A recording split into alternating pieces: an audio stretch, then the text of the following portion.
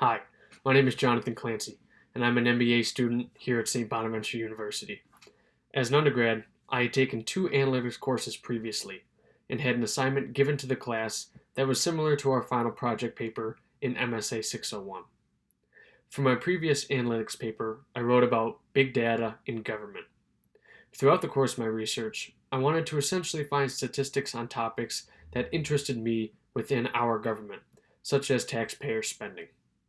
What exactly does the federal and individual state governments do with taxpayer dollars?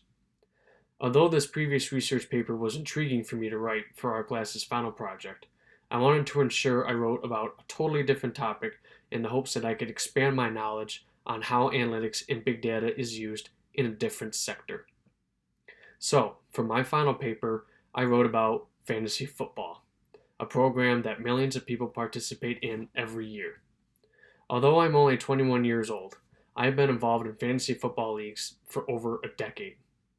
As I stated in my paper, I essentially wanted to not only observe the evolution of my skills and knowledge as a fantasy football participant, but the evolution of ways in which users obtain their information in order to draft the best team and start the best lineup each week of the NFL season.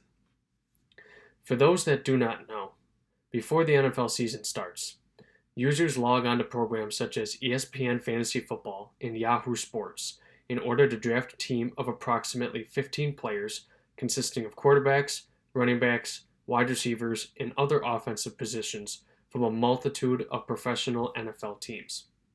Once your team has been drafted, at the beginning of each NFL week, you then have to send a lineup consisting of your best 9 players that fulfill the position requirements your program deems necessary.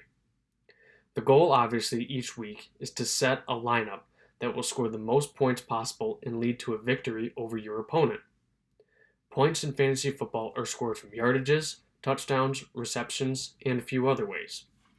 When I first began participating in fantasy football leagues, I would obtain my information by going to convenience stores and buying magazines that would provide me with bare minimum information, such as team records, schedules, and projected division outcomes.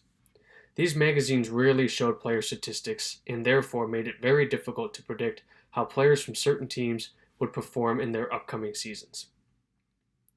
Looking ahead a few years, big data began to show through analysts such as Matthew Berry, who would provide fantasy users with statements such as, "He gained 20 pounds in the offseason and missed multiple days of practice.